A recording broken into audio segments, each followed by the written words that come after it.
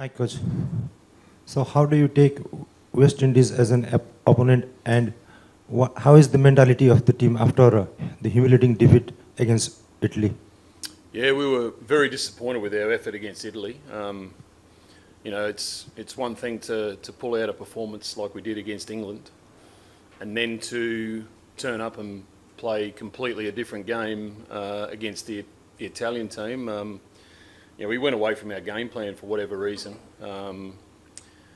Complacency, maybe thought we were going to cruise through it, but it proved that the Italians, they're very, they've got some hard-nosed cricketers in their group, and they didn't allow us to play our game. So that's on us. We didn't perform well, but we've had a good chat, and we're about to have another talk now to understand that sort of performance is not good enough, and we need to be a lot better. And the West Indies, what they showed, what they can do against the English side the other night, we know we're going to have to play really well to get into the contest and to win the game. We're going to have to make absolutely no mistakes and grab hold of every opportunity that comes our way. Coach, the game against Italy, we did not turn up in any department and we got outplayed by Italy. Was it the case that we could not come out of that mental block after going so close and not crossing the finish line against England? I don't think it's a case of coming out of a mental block. I think we celebrated, and the country in Nepal celebrated a loss against England. It was a fantastic effort, don't get me wrong, but in the end we still lost the game. And that's where we need to be better, more ruthless in our mindset, and prove, okay, we took one of the powerhouses of world cricket, into the last over, last ball. We should have come out with a harder mindset and an even tougher mindset against the Italians to put them under pressure, and we just didn't do that. The match against Italy was a match what we expected we'd win. The match against England we went close to, but how do you think the team will approach the next two games that now that Super 8 contention is pretty much not in our hands? Yeah, it's not, but it is. We have to go out there thinking that we can win these games and win them well. If we don't do that, we may as well pack our bags now and head home. So, we started the tournament by saying we weren't coming here just to be participants. We wanted to come here and cause a few upsets, ruffle a few feathers. We did that in our first game, and we got our backsides kicked in the second game. So we need to actually turn up tomorrow and put in a good effort. I'm not focusing on the result tomorrow. I'm just going to more focus on the effort, and it's not so much the effort on the ground as well as the effort off the ground. So the 1%ers, we need to do better off field. And if we can do those 1%ers better, then the on-field stuff should take care of itself. In both the games, in batting side, there were some questions about game awareness from the finishes that we expected. Do you think the batters succumbed under pressure because we have not played the competitive matches? We played practice matches, but not of this pressure situation. Do you think they succumbed under pressure in that end moments? I thought we were pretty good under pressure against England. We've only played 2 games. We didn't get over the line, yes, but you look at that, everyone's looking at the batting, the finishing. In that game against England, we probably leaked 15 to 20 runs too many in the field. Had we done that, the chase would have been a lot easier, or would have been easier for us. Last game was just a terrible performance, and the boys are really, they weren't, well, they're not happy with it, and they're looking to make sure that they come out tomorrow and put on a better show. Hi, Stuart, you spoke about the mentality and the mindset, and also that's a fact that the inexperience is also, do you think that that's also a factor? Because in games like these where they need to close it on, but they lose at the last over or for that matter against Italy also, like where the seniors need to perhaps step in and take control, they somehow let it slip. Do you think that inexperience is something that also is hurting the side, or do you think that it was just they couldn't handle the pressure? Like what do you talk to them about? Look, I think when we talk about inexperience, maybe inexperience at World Cups at this level, yeah, definitely. I think we need to understand too that I've been involved in World Cups before as a player and a coach. The pressure ramps up, and if you're not on your day, you're not on your game on that day, anyone can beat you, particularly in T20 cricket. Look, I think our senior players, our more experienced players, have had experience under pressure. Those who understand associate cricket, you go through qualifying procedures, tournaments, etc. They can be some of the most, volatile tournaments you go to with the pressure that's on you. You lose one game, you're out. And to get to a World Cup is pretty special. So, look, I think that can be an excuse that we used. I don't think we can have any excuses for what we did the other day against Italy. We all put our hand up and said it's just not good enough. The pressure under pressure against England, I thought we were very good. We didn't get the 5 runs that we needed. But I thought under pressure we performed really well to push England that far. And we spoke to the English guys afterwards. We known them and living in England. They came to us and they said, "Wow, we were shocked. We didn't know what to do. You had us fried mentally," and that was really positive to hear. It's just unfortunate we couldn't convert that 4 days later against Italy. Coach, given the last 2 games, there have been very unexpected highs and then unexpected lows as well. From your perspective as a very senior person in that camp who has seen much more of how things pan out on the field, given the experience that Nepal have and the amount of cricket that they get to play with the top side nations, how tough does it become for you in particular or the experienced members in the camp from the coaching side as well as the players side in terms of translating that talk into on-field performances, given that Nepal was definitely not there where they were expected to be against Italy. I mean, Yep. the runs totally dried up, and the bowling also, there was definitely a big, if I can say, an error in kind of introducing Sandeep Lamichhane as late as in the 5th over when the game was already gone out of their hands. So how do you kind of strike it out? It's a very good question. I think the way that we've got to look at it now is we've got to work out why the gulf from the England game to the Italy game happened. And I think with the Nepalese people in the room here, I think you understand that social media is a massive part of the Nepalese culture. To me, social media can be a huge distraction. And if we're focusing on what we're doing on social media, if we're focusing on what people are saying about us on social media and not focusing about what the team needs, your teammates are saying, and the game requires, you're distracted from your actual job. It's a difficult one because I know a lot of the players, they rely on it to gain, endorsements and sponsorship, etc.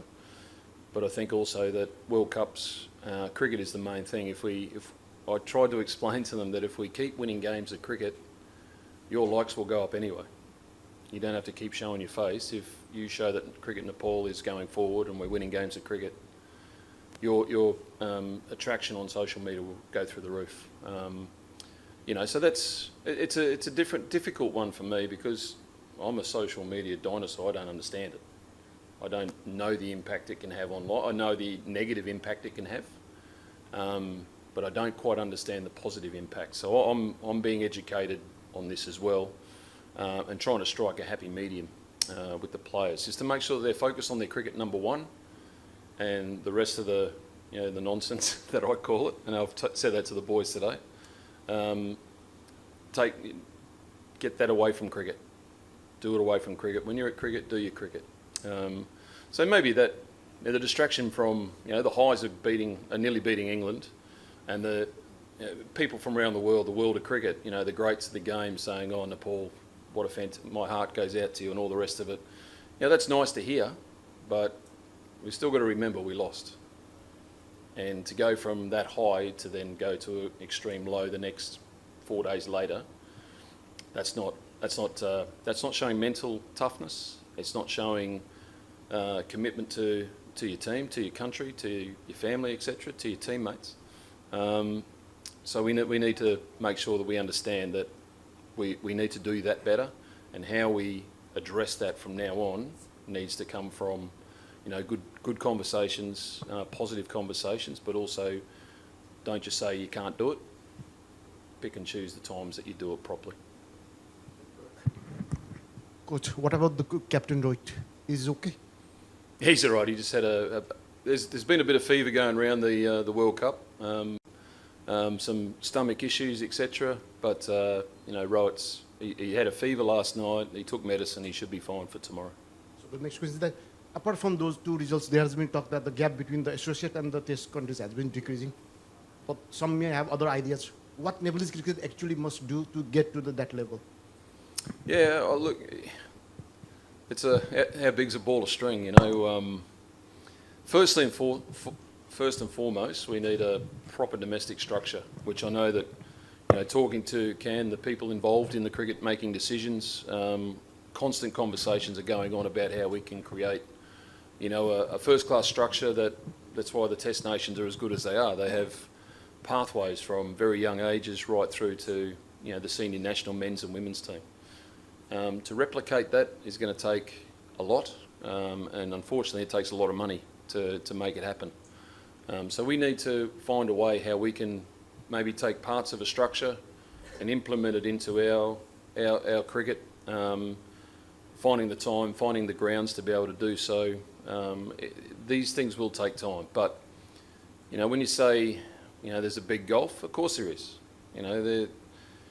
There's always going to be a gulf between the Test nations and the associates, but it doesn't mean the associates aren't good players, and it doesn't mean that they can't beat the bigger teams as well. And I think we've proven that, over the last couple of months, last couple of World Cups. There's been upsets and whatever, and that's great for cricket. But doing it once is not enough. We've got to do it over and over again to really make noise with the right people to come in and help us. But the way that cricket in Nepal is building, the NPL is really helping us now. That'll help generate funds, but also help generate better players underneath this group. So we're a couple of years away from seeing the real benefits and the role that will play in our success in the future. And hopefully from the NPL we also can get a multi-day format started, because I think the longer formats is where you learn how to play the game. The shorter formats is where you have your fun. So we can get a multi-day format being played as well. It'll just make your bowlers harder. Your batsmen understand that batting time is important. When I first started playing T20 cricket, you didn't realise how long 120 balls is until you actually played the game, and you've got more time than you think. And sometimes the way we go out to bat, it looks like we've only got 3 balls to hit as many sixes as we can, and that's all we do. You've always got longer than you think. So the longer format will help teach our boys and the future players how to play the game properly. Stuart, how much of confidence you take from the 2-1 series win against West Indies in Sharjah last year? And secondly, your captain said the other day he prefers a single venue for the World Cup. It has its advantages. Are you okay with single venue, or explore the other venues, play in different conditions, this being the World Cup? No disrespect to India, but I wish we were in Sri Lanka with the wicket turning the way it is. If there's a bit of turn on the wicket consistently for the whole game, I think we'd utilise our skill set a lot better. But having said that, to be here at the Wankhede every game, you can't beat it. It's a beautiful ground to play at in India. It's one of the most iconic venues in world cricket. And to be lucky to stay here, I think with the travel, etc., it takes that element out of it. You don't have to pack up, move on, and keep doing it. That can be tiresome. But also, it's nice to have a change of scenery. They say a change is as good as a holiday. It can freshen the mind, and a different challenge, a different way to play. So there are pros and cons. I'm happy that we're here in Mumbai and we haven't had to move. But there is positives if we had to go elsewhere to play on a bigger grounds. We're playing at the Premadasa, it's a bigger ground, and that suits us. We can use our speed between the wickets. We can use our spin bowlers more effectively. Here, 70 metres all the way around. If you don't get it right, you're in the top tier. So it makes it difficult. Our boys are loving it. They're loving the fact that we're playing here at the Wankhede. And hopefully, we can finish strong in the next 2 games to make sure that we leave our mark on this tournament. Hi, Coach. an extension to your second last answer, you mentioned that it's not enough to do it once because you need to do it again and again. And sustained growth is imperative for Nepali cricket and for associate cricket in general. But there's also this talk about whether there's enough opportunities for sustained growth. Your coach, your captain was here a few days back, and he said that you guys nearly beat South Africa a few years ago, a couple of years down the line. But still, the only major test playing nation you've placed against is West Indies. So the question to you is, what needs to be done in such a scenario to ensure that the growth is sustained and a performance like against Nepal or against South Africa is not a flash in the pan from Nepal and then we don't hear about them for the next 2 years? Yeah, it's a difficult question to answer because the Future Tours program is jam-packed for every full member nation. The ones that probably aren't as packed as the big ones, teams like Afghanistan, teams like Ireland, West Indies don't play a lot of Test cricket, but they play a lot of white ball cricket. So look, I understand that there's difficulties in trying to arrange, and it's us being willing to understand that that's the case, and even if we're playing against an A team from a full member nation, is going to be great experience for us. We went to Darwin last August to play in a top-end T20 competition, very well run by Northern Territory Cricket Organisation, and we learned a lot there. We were playing against academy players and some high-quality Big Bash players, and we learned a lot in that. We didn't win many games, but we learnt and we got better. So even in that environment, we grew as a team. So maybe the A teams are a way forward to play the A teams, first and foremost, and still it'd give us good exposure. We can't dream we can only dream of India turning up to Kathmandu to play us in, a 4-5 match T20 series or ODI series. That would be a dream. At the moment, the reality is not quite matching that expectation, but we've got to still keep putting together good performances so that it does attract other teams to come in. Good questions. Coach, Nepal has previously played 2 matches in the center wicket. Looks there is different wicket for the tomorrow match. When you arrive in the ground and you went straight to the pitch, how did you find the pitch for the tomorrow? The pitches here are always very similar. They start in the daytime. They start a little bit of moisture in the surface, and they dry out as the game goes on. So, nothing will change for tomorrow's game. It's a new pitch for this tournament, but it has been played on before in the Ranji Trophy. So it is a used pitch again. But we can't blame the pitch. If you're blaming the pitch, you're barking up the wrong tree about your performance. So, we're preparing to understand that it's going to be, what it is at the start of the game, and it's going to be different at the back end. So we know that it's been the same since we've arrived here. So we just got to make sure that what we do first, we do really well, and we can put pressure on the opposition. Being a former West Indies coach, sort of delighted with the way they're playing these days in this tournament.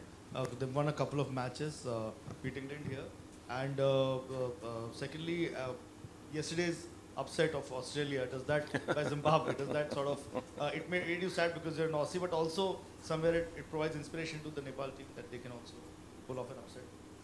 Yeah. First question, my time with the West Indies was 2 of the best years of my life. I really enjoyed working with their players, working with the West Indies Cricket Board as well. And the way they play, particularly T20 cricket, is different to other teams. They've got power, and instead of running 1s and 2s, they just think, we won't do that, we'll just hit a 6 at the back end of the over. And more often than not, they do it. So no, it was a great time. I really enjoyed working with the players. It was great seeing them the other night at training. It'll be good seeing them tomorrow as well, but hopefully that we can get the better of them. And yesterday's result was, Zimbabwe they're a very, very good side. They've got a lot of bases covered. They've been playing a lot of cricket since they've come back into world cricket. They've got a lot of experience. They've got a lot of knowledge. in their side, and you know the Australians they might have got it wrong at the toss by winning the toss and bowling first, but you can't blame the toss either and the decision. Zimbabwe just played a better game of cricket on the day, and you know that's what we can do as well. We've upset the West Indies back in Sharjah. Last World Cup nearly beat South Africa, lost by 1 run. So there's opportunities. Nearly beat England, you know, only lost by 4. So that inspiration, yeah, maybe we gave Zimbabwe inspiration to go out and beat Australia after our game against England. So look, it's great. It's great for cricket. I love it when an underdog comes out on top. I like the underdog tag. You've got a free shot. You get nothing to lose and everything to gain. So hats off to Zimbabwe for their win.